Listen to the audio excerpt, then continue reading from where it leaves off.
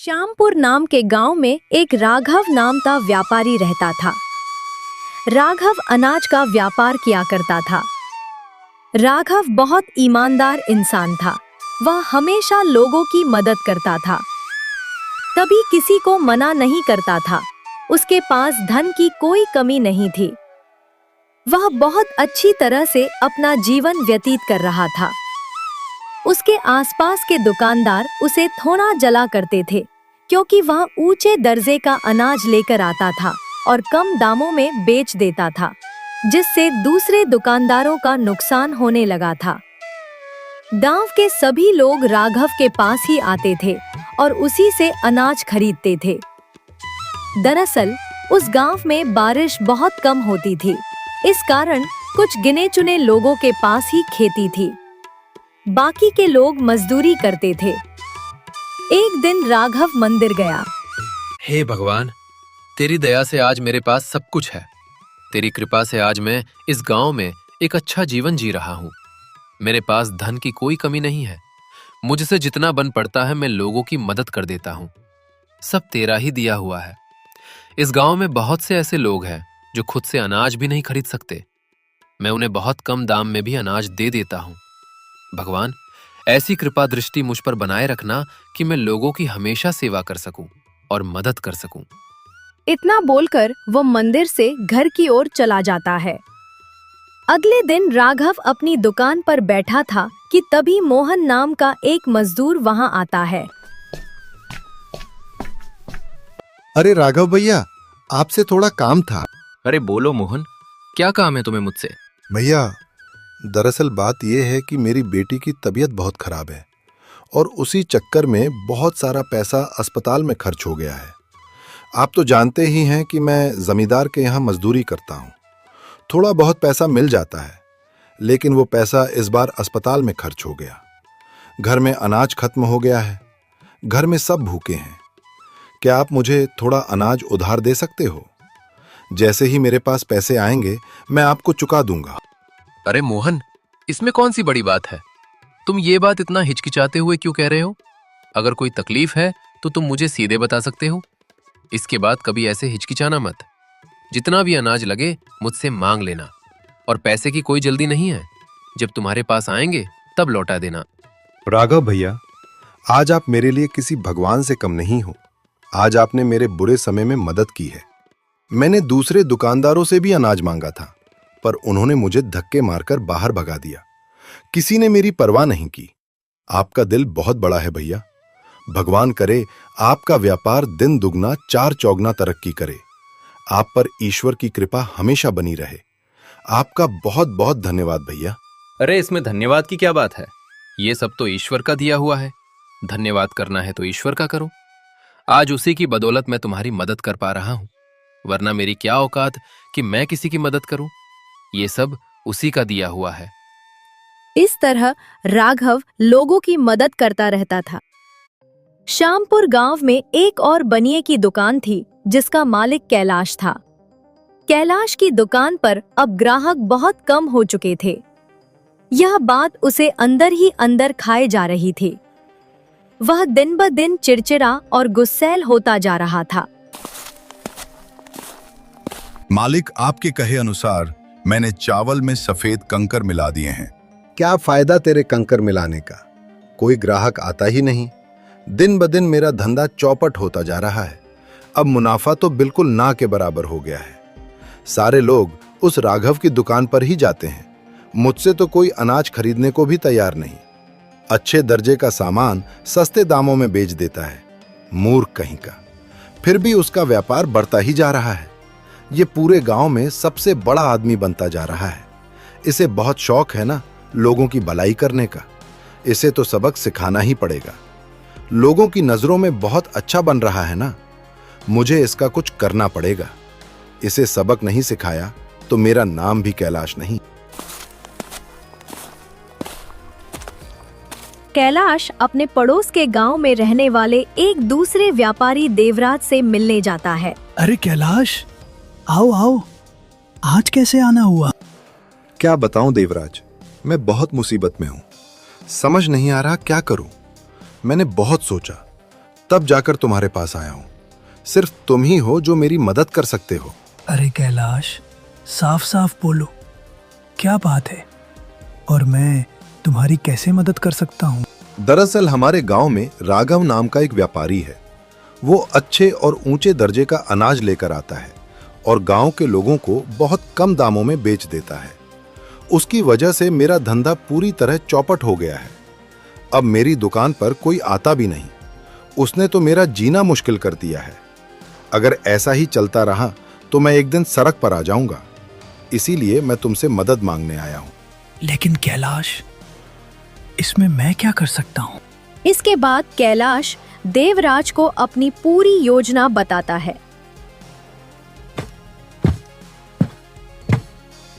अगले ही दिन देवराज एक बड़े व्यापारी का रूप बनाकर राघव की दुकान पर आता है। अरे भाई, मैंने सुना है कि तुम्हारे पास बहुत अच्छे और ऊंचे दर्जे का अनाज है। दरअसल मैं एक व्यापारी हूँ और मुझे अच्छा माल ही खरीदना होता है। तुम्हारे पास जितनी भी अनाज की बोरियां हैं, मैं सारी खरीदना चाहता हूँ। क्या तुम वो मुझे बेचना पसंद करोगे? मैं तुम्हें इसके अच्छे दाम दूंगा। अरे सेठ जी, कोई दिक्कत नहीं है, आप पूरा सामान खरीद सकते हो। ये तो बहुत अच्छी बात है। तो तुम सारा सामान निकाल दो।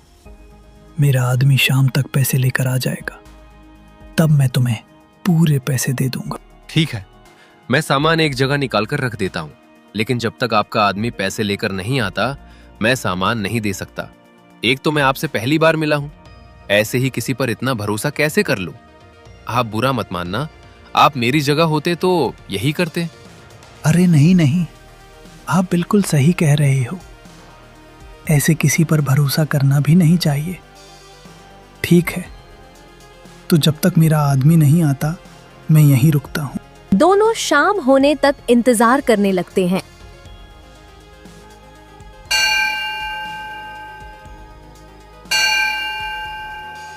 शाम होते होते मंदिर से घंटे की आवाज आने लगती है। राघव और देवराज दोनों दुकान पर ही बैठे होते हैं। आपका आदमी तो अब तक नहीं आया। भाई, मुझे मंदिर जाना होगा, भगवान की आरती का समय हो गया है। मैं भी चलता हूँ आपके साथ। इतना बड़ा सौदा कर रहे हैं, भगवान का आशीर्वाद भी मिल जाएगा। अच्छा ठीक है, चलो।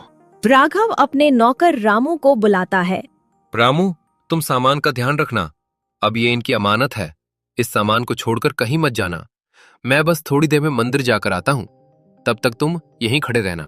इतना कहकर राघव देवराज के साथ मंदिर चला जाता है। कुछ देर बाद दुकान पर दो अजनबी आदमी आते हैं। अरे भाई, हम सामान ले जाने आए हैं। तुम लोग कौन हो? हमें तुम्हारे मालिक राघव सेठ ने ही भेजा है। हमारे मालिक ने मंदिर में सेठ को सारे पैसे दे दिए हैं और उन्होंने ही हमें यहाँ भेजा है कि जाकर सारा सामान ले लो। अच्छा, फिर ठीक है, ले जाओ। दोनों आदमी सारी अनाज की बोरियां वहां से लेकर चले जाते हैं। इधर मंदिर में राघव दर्शन करने अंदर चला जाता है। देवराज चुपचाप वहां से निकल जाता है। कुछ देर बाद राघव मंदिर से बाहर आता है। वो व्यापारी कहाँ गया? कहीं दिखाई नहीं दे रहा। राघव उसे बहुत ढूंढता है, लेकिन देवराज कहीं नहीं मिलता। राघव वापस अपनी दुकान पर आता है। जैसे ही वो दुकान के पास पहुंचता है, उसके पैरों तले जमीन खिसक जाती है। हे भगवान! दुकान पूरी तरह खाली होती है। सारा सामान गायब होता है। रामू, ये सब क्या है? सारी अनाज की बोरियां कहाँ गईं? मालिक, आपने ही तो कहा था उन्हें देने के लिए। किसे देने के लिए? मैंने कब कहा? तुम किसकी बात कर रहे हो? आपके मंदिर जाने के बाद दो आदमी आए थे। उन्होंने कहा कि आपको पैसे मिल चुके हैं और आपने ही उन्हें सामान ले जाने के लिए भेजा है, इसीलिए मैंने बोरियां दे दी। हे भगवान, ये सब क्या हो गया? मैं तो लुट गया, बर्बाद हो गया। मैंने किसी आदमी को नहीं भेजा था और जो व्यापारी मेरे साथ था वो भी गायब है। ये सब उसने जानबूझकर किया। उसने मुझे धोखा दिया है। इसका मतलब वो लूटने के इरादे से ही आया था। धोखे से मेरा सारा सामान ले गया। अब मैं क्या करूंगा? मेरे पास कुछ नहीं बचा। मालिक, मुझे माफ कर दीजिए। मुझे नहीं पता था। उन्होंने आपका नाम लिया, इसलिए मैं कुछ ना बोल सका।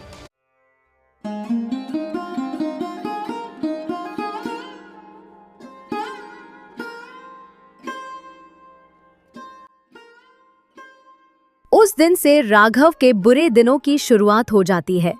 उसके पास ना धन बचता है, ना अनाज।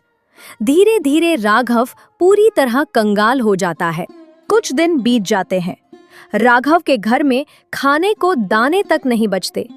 घर में भूख और मायूसी का माहौल छा जाता है। अब बच्चों को क्या खिलाऊं? घर में आटा तक नहीं बचा। मैं कुछ न कुछ इंतजाम करूंगा, भगवान सब ठीक करेगा। राघव मदद की आस लेकर गांव के लोगों के पास जाता है, लेकिन अब कोई उसकी तरफ देखना भी नहीं चाहता। अरे, ये तो वही आदमी है जो कल तक सेठ बना फिरता था। अब हमारे पास क्यों आया है? खुद की अक्ल नहीं थी सौदा करने की? भाइयों, बस थोड़ा सा अनाज उधार दे दो, बच्चे भूखे हैं। हाँ, हम कोई धर्मशाला नहीं चलाते। जाओ, कहीं और जाओ। राघव अपमानित होकर वहां से चला जाता है। अब वह अपने ससुर के घर जाने का फैसला करता है। राघव ससुर के घर पहुंचता है। बाबूजी, नमस्ते। क्यों आया है यहाँ? बाबूजी, सब कुछ लुट गया, बच्चे भूखे हैं, थोड़ी मदद चाहिए। मैंने पहले ही कहा था, बड़े व्यापारियों के चक्कर में मत पड़ना। अब भुगतो। बाबूजी, बच्चों के लिए थोड़ी मदद कर दीजिए। मदद? तुम्हें लगता है मैं मुफ्त का राशन बांटता हूँ? बाबूजी, मैं कर्ज समझ कर ले लूंगा, काम करके चुका दूंगा। काम? तुमसे काम होगा? जाओ यहाँ से। अब मेरे दरवाजे पर दोबारा मत आना। ससुर उन्हें घर से निकाल देता है। सरिता फूट फूट कर रोने लगती है। राघव का सिर शर्म से झुक जाता है। काश वो दिन ना आता जब हम अमीर बनने का सपना देखते। मेरी गलती है, मेरे लालच ने सब बर्बाद कर दिया।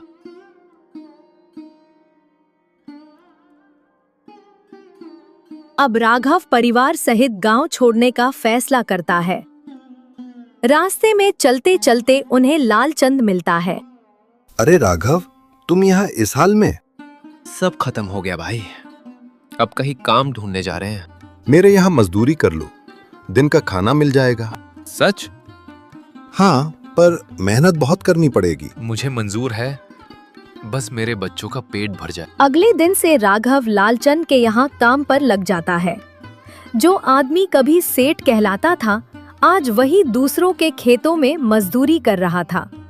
धूप हो या बारिश, राघव बिना शिकायत काम करता रहता है। ओए राघव, जरा तेज हाथ चला। दिन भर में इतना ही काम करेगा तो पेट कैसे भरेगा? जी जी मालिक, अभी करता हूँ। सरिता भी पास के घरों में बर्तन मांजने लगती है। बच्चे फटे पुराने कपड़ों में दिन काटते हैं। बच्चों को देखो, पूरे दिन भूखे रहते हैं। मैं पूरी कोशिश कर रहा हूँ, शायद किस्मत को हम पर तरस आ जाए।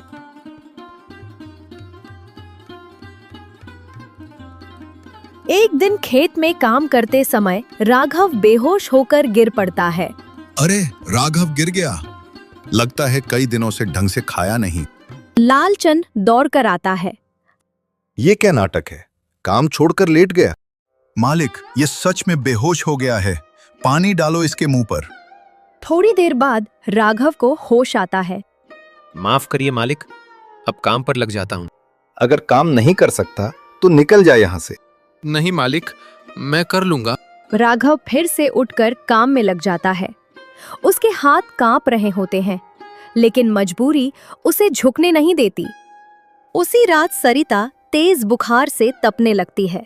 सरिता, आंखें खोलो। राघव, बच्चों का ध्यान रखना। ऐसा मत कहो, मैं डॉक्टर बुलाता हूँ। लेकिन डॉक्टर बुलाने के लिए पैसे नहीं होते। राघव पूरी रात सरिता के सिरहाने बैठा रहता है। सुबह होते होते सरिता की हालत और बिगड़ जाती है। भगवान, अगर कोई गलती हुई हो तो मुझे सजा दो, मेरी पत्नी को बचा लो। राघव की जिंदगी एक बार फिर अंधेरे में डूबने लगती है। उसके सामने अब सिर्फ दुख, अपमान और मजबूरी का रास्ता बचता है। सुबह होते ही वह लालचंद के पास जाता है। मालिक, मेरी पत्नी बहुत बीमार है। अगर थोड़ा पैसा उधार मिल जाए तो डॉक्टर को दिखा दूं। पैसा? मेरे यहाँ काम करने आए हो या भीख मांगने? मालिक, मेरी मजदूरी से काट लेना, बस उसकी जान बच जाए। एक रास्ता है। लालचंद राघव को जमींदार देव सिंह के पास भेजने का सुझाव देता है। जमींदार देव सिंह मजदूर ढूंढ रहा है। अगर तू वहां काम करेगा तो अच्छी मजदूरी मिलेगी। एडवांस में कुछ पैसे भी दे देगा। सच? हाँ, मगर वहां से लौटना आसान नहीं होता। अब डर किस बात का? वैसे भी खोने को कुछ नहीं बचा। मजबूरी में राघव जमींदार देव सिंह की हवेली पर पहुंचता है। हवेली बहुत बड़ी और डरावनी होती है। चारों तरफ हथियार बंद पहरेदार खड़े होते हैं। कौन हो? मजदूरी के लिए आया हूं। अंदर जाओ।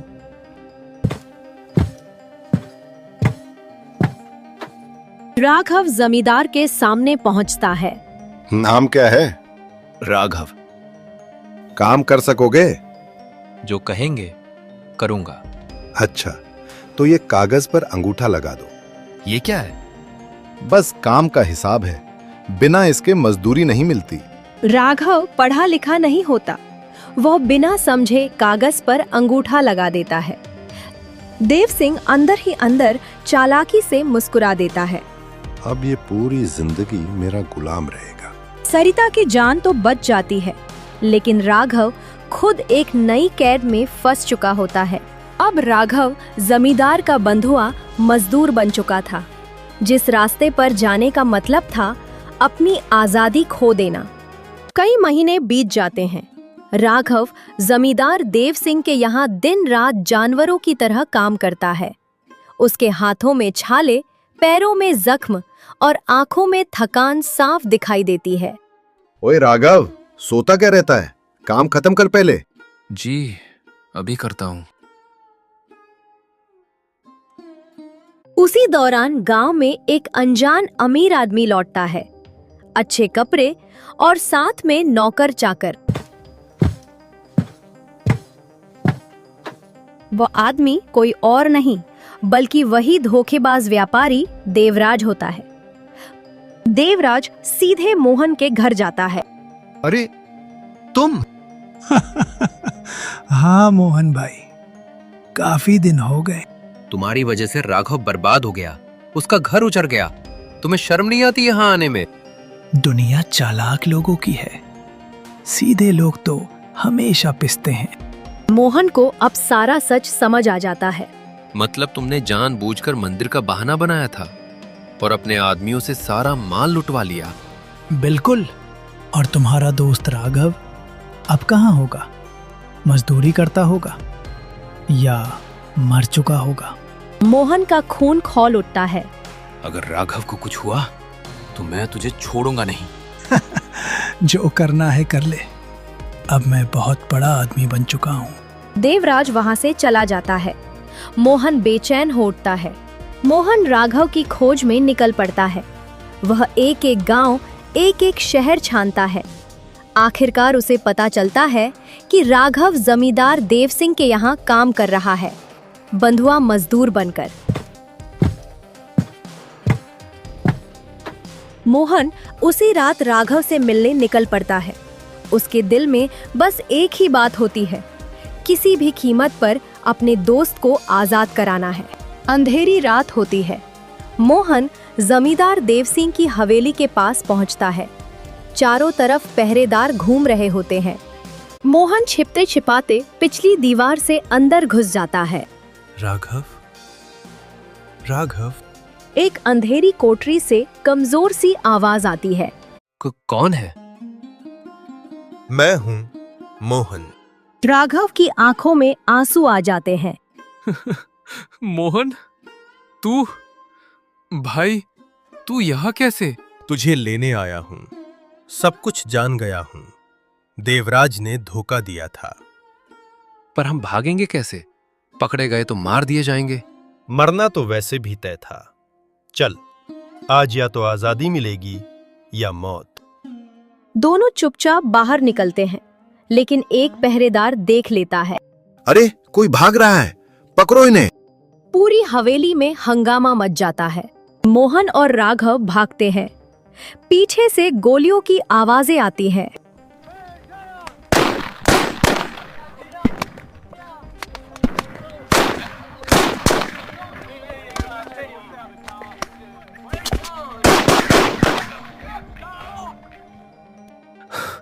मोहन, मुझे छोड़ दे, तू बच जाएगा। चुप कर, दोस्ती में सौदे नहीं होते। दोनों किसी तरह जंगल में घुस जाते हैं। अंधेरे का फायदा उठाकर भाग निकलते हैं। सुबह होते ही मोहन राघव को लेकर सीधे पुलिस थाने पहुंचता है। साहब, ये बंधुआ मजदूर है। जमींदार देव सिंह ने धोखे से कागज पर अंगूठा लगवाया था। साहब, मुझे जबरदस्ती कैद में रखा गया, मुझसे जानवरों की तरह काम करवाया गया। पुलिस तुरंत कार्रवाई करती है। देव सिंह को गिरफ्तार कर लिया जाता है। उसकी हवेली की तलाशी होती है। कई और बंधुआ मजदूर आजाद कराए जाते हैं।